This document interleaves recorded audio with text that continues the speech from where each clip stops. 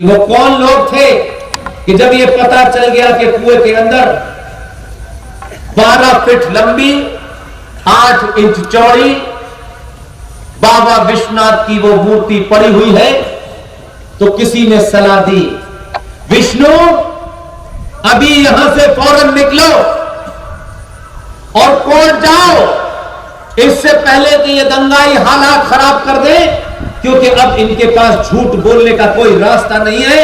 ये वीडियोग्राफी में दर्ज हो गया कि उस मस्जिद के नीचे जो असली शिवलिंग था बाबा का, वो पड़ा हुआ मिल गया है। इसको ये मिटा सकते हैं, तोड़ सकते हैं, क्योंकि आज रात के बाद फिर ये बंद हो जाएगा, फिर हम यहां नहीं आ पाएंगे। विष्णु शंकर जैन, जिनके पिताजी के लिए प्रार्थना कीजिए, जिनके पिताजी इस समय बनारस में हैं, पिछले 8 दिन से लगातार 42 डिग्री टेम्परेचर में इस लड़ाई को अपने बेटे के साथ लड़ रहे हैं। उनको कुछ तकलीफ हो गई है, गर्मी लगने से तबीयत उनकी ज्यादा खराब है, उम्र का तकाजा है, कुछ ऑक्सीजन की प्रॉब्लम है, वहां शामी हॉस्पिटल में एडमिट हुए हैं। लेकिन फिर भी जैसे ही उन्हें होश आया, बेटे से पूछा क्या हुआ, और आप यकीन मानिए बड़ी बड़ी पार्टियों ने, बड़े बड़े संगठनों ने उस आदमी को कहा आप एमपी बन जाइए, आप एमएलए बन जाइए। उन्होंने आज तक किसी पद को नहीं लिया, जूते से ठुकरा दिया।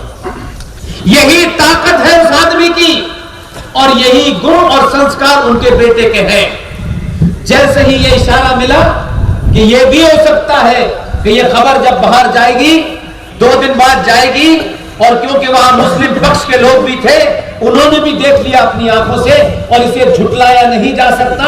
ये कोई ऐसी चीज नहीं थी जिसे नमाज पढ़ते वक्त जेब में रख लो और बाहर आके फेंक दो, क्योंकि दुनिया के सामने पता चल जाएगा। विष्णु शंकर जैन 42 डिग्री टेम्परेचर में उस मंदिर से कोर्ट गया भागते भागते, और कोर्ट में अर्जी दी का मीलॉर्ड ये अर्जेंट मामला है, इसको अभी सुनिए। मीलॉर्ड को भी समझ में आ गया है, देश जाग गया है। मीलॉर्ड जो जगते नहीं थे, मीलॉर्ड इस देश के आतंकवादियों के लिए रात के 5 बजे तक कोर्ट खोलते थे। उन्होंने कहा कि अब अगर मैंने करा तो मैं मीलॉर्ड नहीं रहूंगा। उन्होंने कहा बताइए, विष्णु शंकर जैन ने सेशन कोर्ट में कहा कि वहां ऐसे ऐसे इतनी बड़ी शिवलिंग मिला है।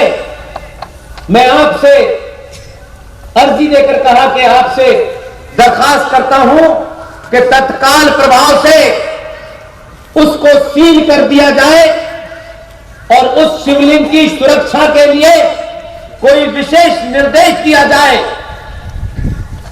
14 में सरकार बदली थी आपने, 19 में आपके तेवर बदले तो व्यवस्था बदल गई। जज साहब ने कहा तत्काल ऑर्डर दिया।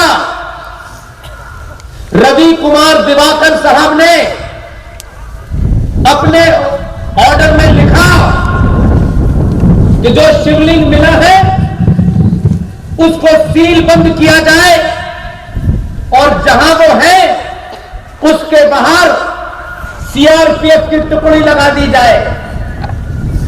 यह ऑर्डर शाम को हुआ, तब से सन्नाटा है।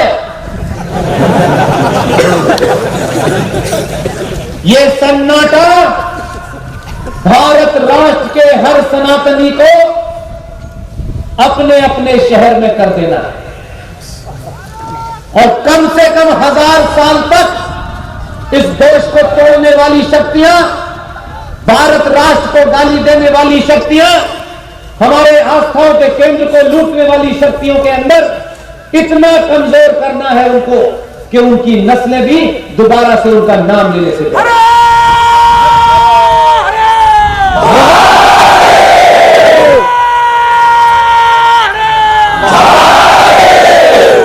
इसलिए मैं आपसे 2 बातें कहता हूं। जब भी किसी सभा में जाता हूं श्री राम का लोग नारा लगा। जय श्री राम, मर्यादा पुरुषोत्तम राम हमारे आराध्य देवता हैं। 500 साल की लड़ाई के बाद आपने उनके जन्म स्थान को वापस लिया है और उनके जन्म स्थान पर न्यायपालिका के लोग 150 साल से सुनवाई कर रहे थे, लेकिन उनको समझ नहीं आ रहा था कि यहां राम पैदा हुए हैं। आप उनसे रोज अर्जी करते थे कि भाई यहां हमारे भगवान राम पैदा हुए हैं, यहां बाबर की मस्जिद कहां से आ गई? बाबर तो कल परसों आया था, भगवान राम तो हजारों साल पहले आए। नहीं सुनते थे आपकी, क्योंकि आप हाथ जोड़कर मांगते थे। हाथ जोड़कर अगर जब भी मांगना हो तो अपने आराध्य देवता से मांगना, किसी और से मत मांगना। आपके हाथ जोड़ने की शक्ति को लोगों ने दुर्बलता समझ लिया, व्यवस्था ने दुर्बलता समझ लिया, लेकिन फिर आपने 2014 में हाथ खोल दिए और उसका असर यह हुआ कि जिन जन साहब को लगता था कि भगवान राम है या नहीं है, उनका अस्तित्व है या नहीं है, ऐसी भी पिटीशन कोर्ट में एक्सेप्ट हो गई जिन्होंने ये कहा कि भगवान राम तो थे ही नहीं। आपकी कमजोरी के कारण हुआ, हमारी कमजोरी के कारण हुआ। आपने सत्ता बदली, 2014 से लेके 2019 तक लोग आपको सीरियस नहीं ले रहे थे। उनको लगता था किसी गुस्से के कारण यह ऐसा हुआ है।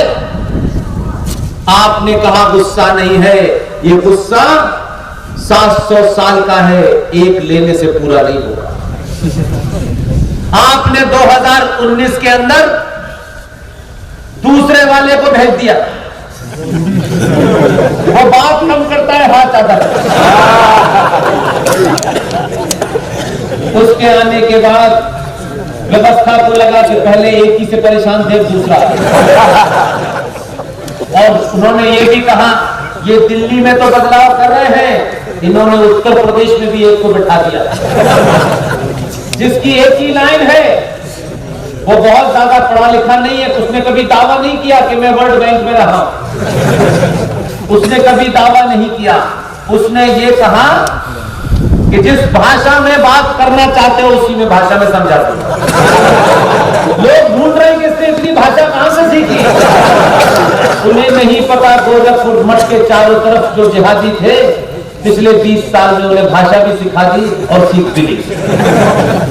वो आज वहां मौजूद है। अब दिल्ली में आए तो ये मिलते हैं और इलाहाबाद में जाए तो वो मिलते हैं।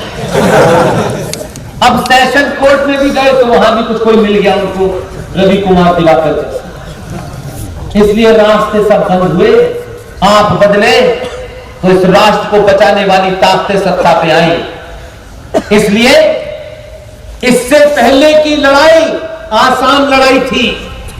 आज जो लड़ाई है, आज युद्ध हो रहा है, जिस युद्ध को हम अपनी आंखों से नहीं देख पा रहे, यह युद्ध पूरे भारत में चल रहा है। हम खबरों के माध्यम से उनके ऊपर दुख तो मनाते हैं, लेकिन हम कुछ कर नहीं पाते। इसलिए बंगाल में हिंदू मार दिए गए, केरल में 35 आरएसएस के कार्यकर्ताओं की हत्या हो गई, कभी दिल्ली में दंगा करके 56 हिंदुओं को मार दिया, कभी अंकित शर्मा जो आईबी का अफसर था उसको 56 चाकू मारे। ये पूरे देश में घटनाएं चल रही हैं। कभी कहीं 2 मार दिए, कभी मॉब लिंचिंग हो गई, कभी ये चल रहा है सिलसिला। ये सरकारों का काम है, पुलिस का काम है कि वो उन्हें देखें, लेकिन वो ये चाहते हैं कि आप लगातार इस डर में रहे कि सत्ता बदलने से हमारे ऊपर कोई फर्क नहीं पड़ा है, हम पागलपने के जिहाद को जारी रखेंगे। इसलिए आज ये जो युद्ध है, जो दिखाई नहीं दे रहा, और ये हर तरीके का युद्ध है, आर्थिक युद्ध भी है, राजनीतिक भी है, धार्मिक भी है, सामाजिक भी है, हर तरीके का युद्ध चल रहा है।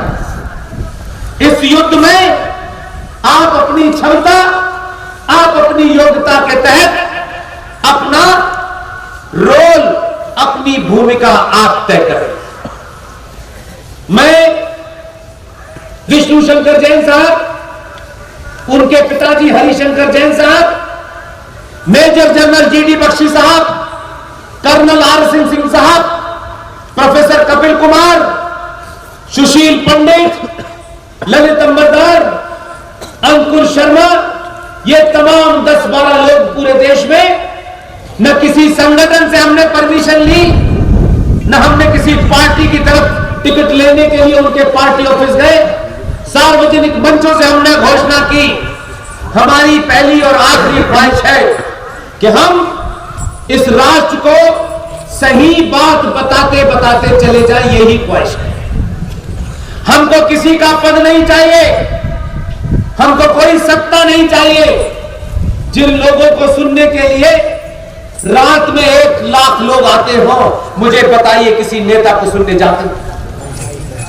यही हमारी ताकत है कि आप, हम जैसे लोगों को, जो आपको 1 कप चाय नहीं पिला सकते, इतनी बड़ी गिनती में हमको सुनने आए हैं। हम आपको खुश करने वाली कोई खबर देने वाले नहीं हैं। हम ये जरूर बताते हैं कि आपके अंदर झूठ सुनने और झूठ बोलने के कारण आप लालची हुए और लालच आपके अंदर कायरता पैदा कर रहा है। इसलिए जो लुटेरे थे, जो बलात्कारी थे, उन्होंने भी आपके ऊपर राज किया।